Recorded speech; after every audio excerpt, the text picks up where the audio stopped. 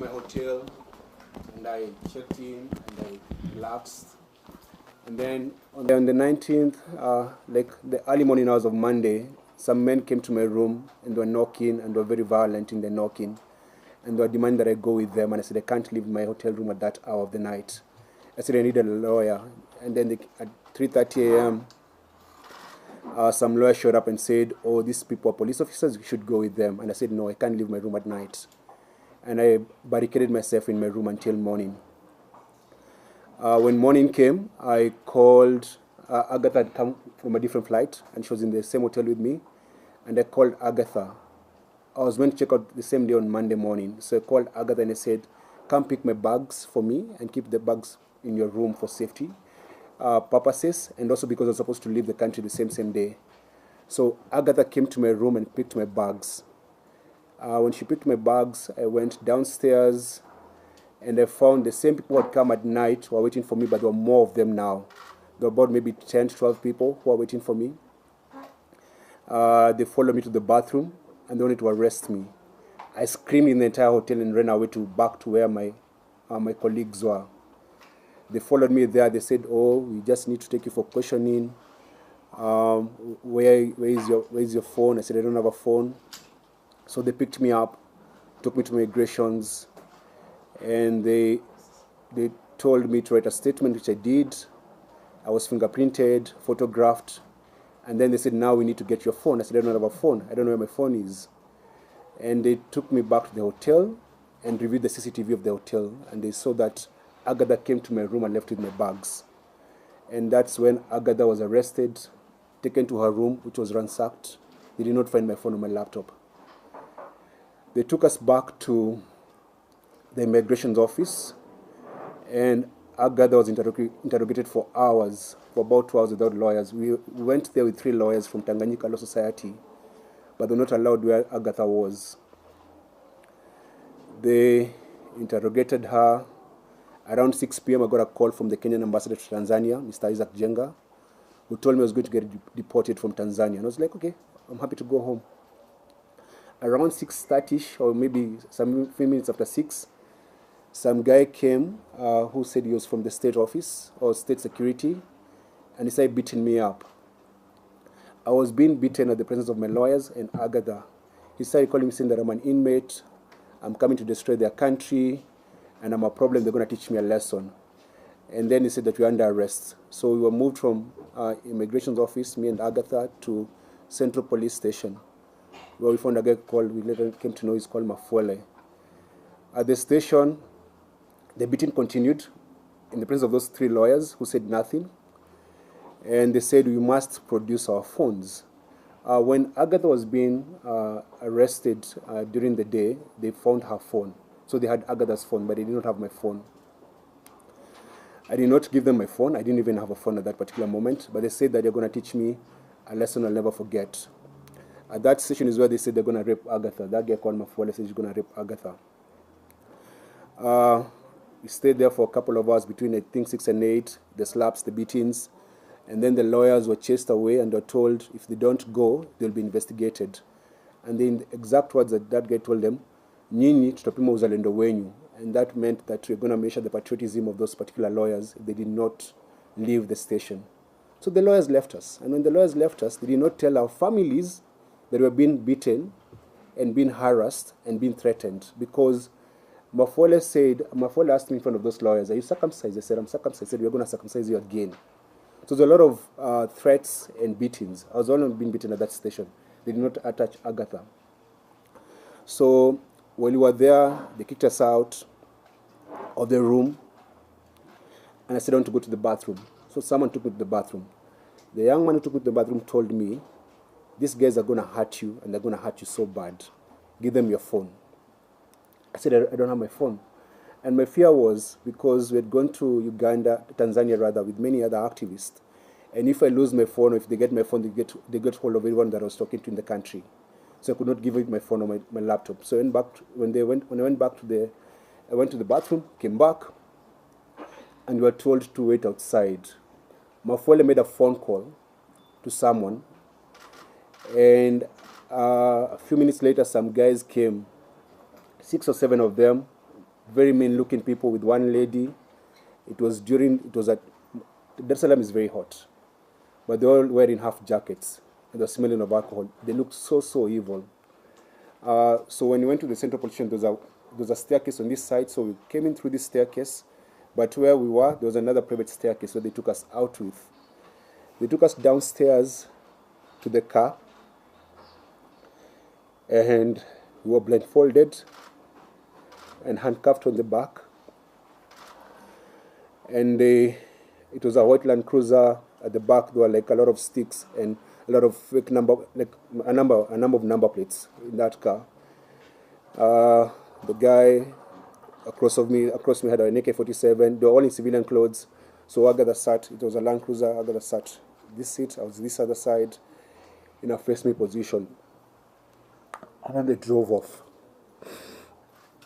Then they took us, drove for about 20 minutes. Then they took us to a building.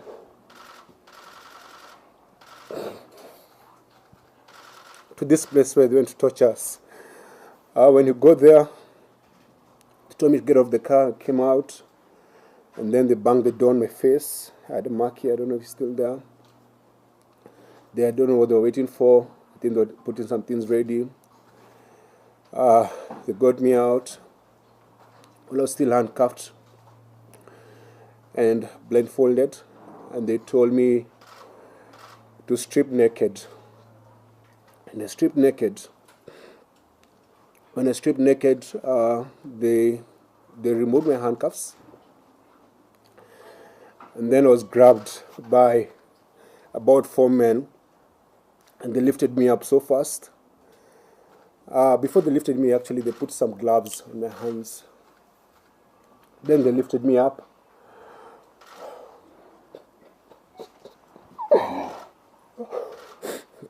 They lifted me up and tied me upside down. There's a photo I saw online about what they did to us. It's in my bag. We can distribute when I'm done talking.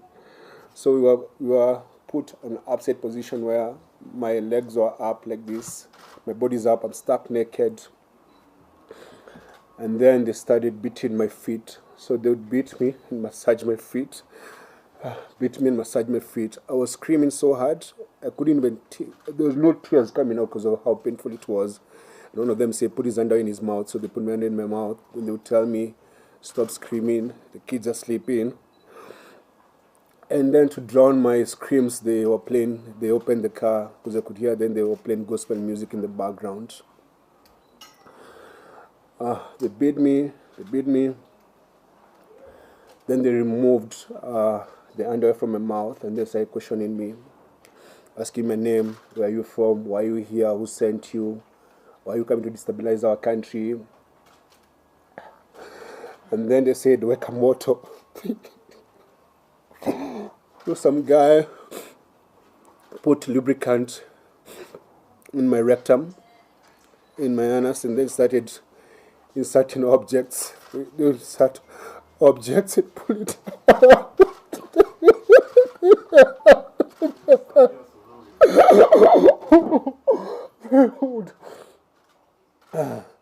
They would okay.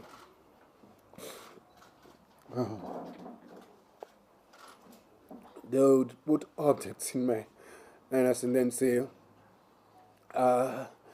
you're feeling nice, say you're feeling good. Then they say Asante Samia, Asante Samia. So I say Asante to their president. Then they'll push hard and then pull it out again. They did that. See, I started bleeding. And they dropped me. Then I'm still blindfolded. They took me to a wall. And then told me to face the wall and then squat. Then a man came and was putting his fingers in my anus and then saying that, say you're feeling nice, say you're feeling good, say Asante Samia. Then they would do that. And then they would do that.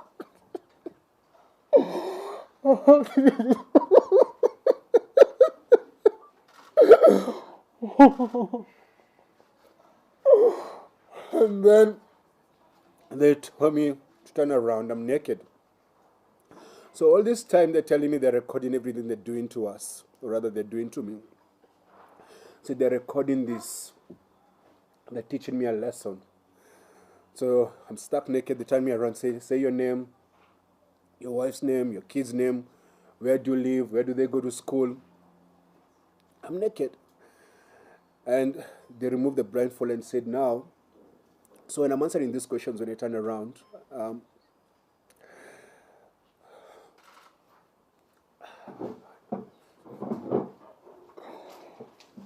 when I'm answering these questions, they are just threatening me. So like when they're abusing me, they're saying they should feel good and say thank their president for doing that to me, like Sema Sande Sana, Sande Sana. So they told me we have recorded these videos so that if you go back to your country and you say what we did to you, we shall put them online and shame you, and your kids will see this, your family will see this, everyone will see this. So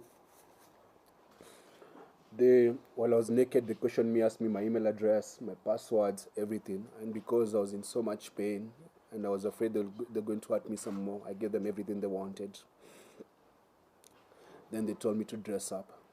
And that's when they took over to go and torture Agatha. They put back the blindfold, told me to dress up. I dressed up, put back the blindfold, and then left me on the ground. So we spent the night on that floor. I could barely walk. I was bleeding. And then I could hear Agatha screaming. And one of the men was there saying, why don't you give me permission to rape her? Because this one is like big good. She looks very nice. Let me just allow me to shusha muzigo. Like, let me rape her. So I don't know what happened to Agatha, but I could just hear her screaming. The following morning, on Tuesday morning, they came and they told us to remove our clothes and to go shower. So my feet were swollen. I could not walk. So I begged them to allow me to crawl like a dog so that I could go to the bathroom. I crawled like a dog to where the bathroom was. That's when they removed my handcuffs. So when I was stripped naked, I still had the handcuffs. That's when they removed the handcuffs and told me to take a shower. I was still bleeding, my stool had blood. And there's a man with an AK-47 standing there, like wearing civilian clothes. After that, they gave me fresh change of clothes. They were just insulting me and took me to another white Land Cruiser, still blindfolded, and they took me away. And that's the last time I saw Agatha until now when she came to Kenya. So that was on Tuesday morning. And then we drove and we drove and we drove and we drove for hours and hours until it got dark. I told them I wanted to use the bathroom. They said you can't leave the car. So they gave me a bottle to pee. I was still blindfolded and handcuffed. Then eventually at night, I don't know where we ended up to, they took me to a room where they left me there. They gave me like a soda and a loaf of bread. That was on Tuesday night. So I slept there. I could hear, it was like a coastal place because I could hear the call for prayers, and there was like a warmth and a lot of mosquitoes. Spend the night there. They just come, insult me or kick me and go. Come, insult me, kick me and go. And then on Wednesday morning, they gave me they gave me a cup of tea and an andazi. Then that Wednesday during the afternoon, their tone changed. They said, now we're going to let you go, but we're going to let you go with a very on your kali, which means like a stern warning, that if you leave this country, you should never come back or we'll kill you. If you go to your country and say what we did to you, we'll find you and we'll kill you. And you should never come back. So they said, do you want to eat? I said, I don't want food. I didn't have an appetite. The other thing is that because every time I wanted to go to the bathroom, they'd actually go there and stand by me like they're inspecting my stool. So I didn't have any privacy. And the only time the handcuff came up is when I went to the bathroom. But the the blindfold never came out. So that afternoon they gave me a painkiller. Then on Wednesday evening, they told me now you have to learn how to walk because I could barely walk. So they told me to remove. I was wearing open shoes. Remove open shoes. Took me outside. 4 officers surrounded me. They're all in civilian clothes. They stood there. Removed the blindfold. Said now you have to walk, and make sure you try and step your feet on the ground. Step your feet. Said we're gonna let you go, but don't ever come back in this country. So they taught me how to try and walk. They made me walk for like half an hour. I said that's enough. And then the following morning, on Thursday morning, they woke me up so early, maybe around 4:35 a.m. They put my things in the car, put me in the car, and then drove for like an hour. Stopped briefly, and then when they stopped briefly, they spoke outside, then drove again, then stopped again. Then told me you're going to drop whatever you're going to drop. You don't open your eyes, don't turn back, don't look at us until we leave. So they told me lala chini. They kicked me out, slept there on the floor, on the side of the road. And then when I opened my eyes, there was a boda guy waiting for me. I think they'd already done a deal with the boda guy. That boda guy drove me to the border, which I learned was the Horo border, the Tanzania-Kenya border. When they released me, they gave me 20,000 Tanzanian shillings and 400 Kenya shillings. That's your transport.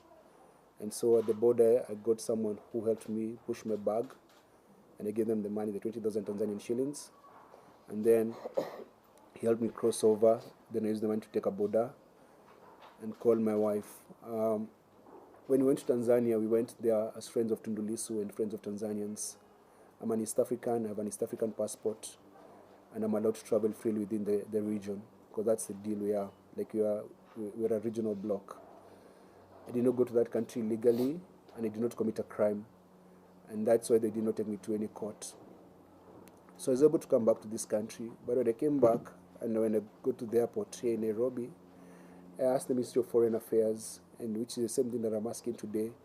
I said I was going to the hospital, and I wanted my medical report to be public of what they did to us, and I'm going to share the medical report today, and it's going to be circulated, because I'd like the world to know of the very heinous things they did to us, to break us, and they did that to silence us and to put fear on us. And it's something that we learned, that most Tanzanian activists go through similar things. They arrest you, and they take you through sexual torture and tell you if you speak, you're going to humiliate you to your family and all that. And it's what they did to us is it breaks me. I'm not the same, but I know I'm gonna heal. And I wanted to share this because we have decided we should not be silenced, and I should let the world know what happened to us. Yeah, so my government let me down. My government sided with Suluhu's government and said we're interfering with Tanzanian politics. We were not interfering in Tanzanian politics. We went there as visitors, and we did not hide the reasons for our visit. I've been to Tanzania before to visit another political prisoner, Freeman Mbowe, who was Chadema's leader before Tundu Lissu. I was in Uganda when Bobi Wine was under house arrest. I went to Uganda when Stella Nyanzi was in jail, visited her in jail. I've done that in many other African countries because I'm an African. And I belong to this continent, and Africa is home. So that's why we're here. So we're here to share our story and to say that our bodies might be broken, but our spirits are strong. Forgive my tears. It's just that, man, my heart is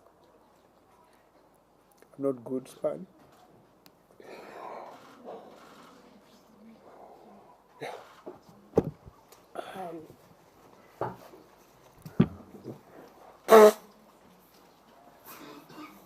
So, yeah, hi everyone.